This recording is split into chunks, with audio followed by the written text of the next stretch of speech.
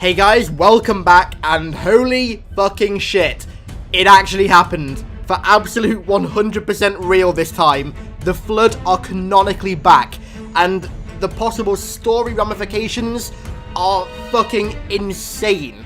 But today, we are breaking down the reveal trailer. I'm going to have another video out over the next few days discussing what this means for the overall picture, for the bigger picture, and for Halo 6. But before I do that, I've got to break this bad boy down. Before we do so, however, let me just give you a little bit of hard information from Waypoint about the nature of this Flood outbreak and also the expansion as a whole. So the expansion gives us a Banished campaign where we actually play as the Banished themselves, fighting to quell the Flood infestation. Accompanying this are more blur cutscenes featuring the Flood themselves, which explains why there were only 7 in the main campaign. The story featuring the Flood takes place a few months after the events of Halo Wars 2.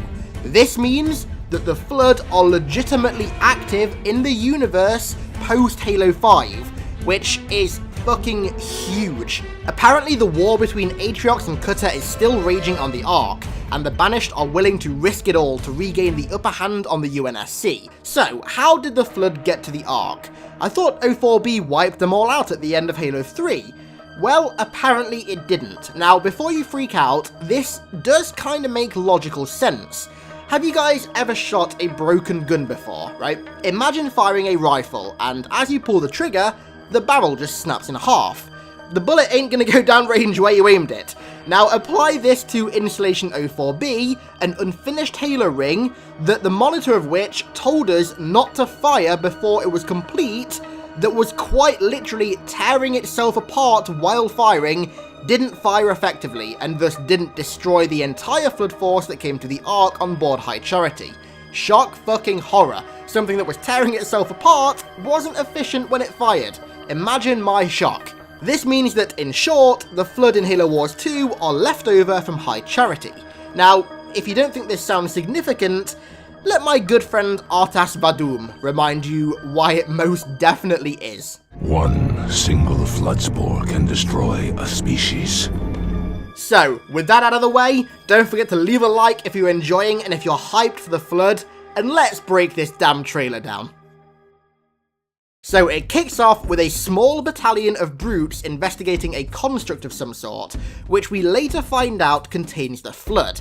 Now, on my stream, we were trying to work out where this is, and whether it's a Covenant or Forerunner installation. The entrance to me looks partly Covenant due to the more curved architecture, which is something that we never really see present in any type of Forerunner architecture. These curved bits of wall on the floor also support this, so I'd say at the very least, this is an entrance to some sort of Covenant location, possibly even some remnant of High Charity. What's also significant in this shot is the dead forest in the background.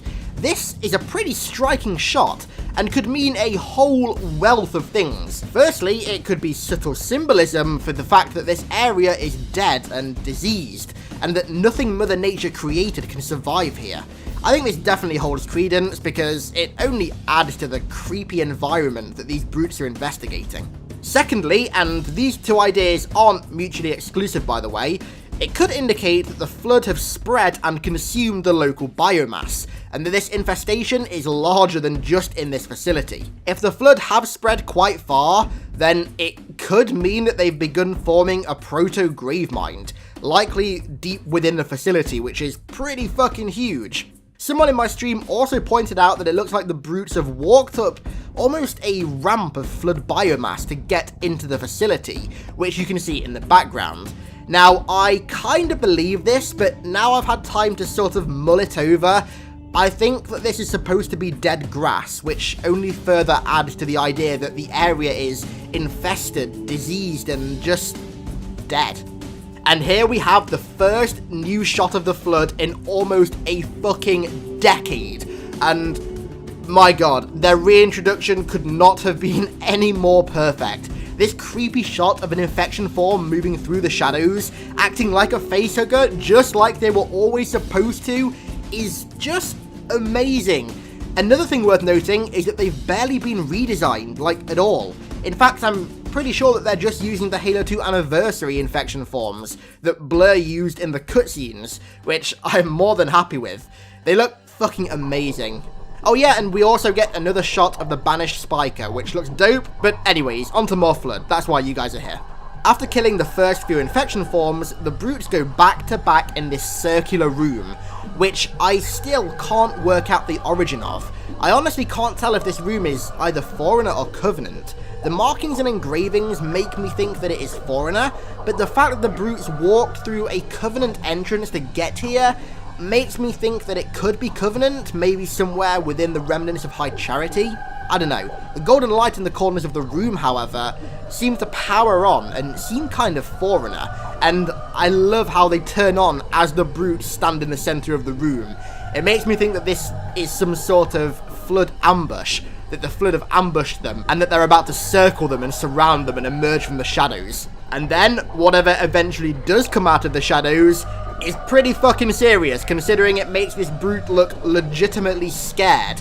I think that is the first time I've ever seen a brute look scared, as you can see from his facial expression, and also the fact that he just fucking drops his Spiker. For something as stubborn as a brute to just drop his weapon and look shit scared, the enemy that he's facing has to be pretty significant.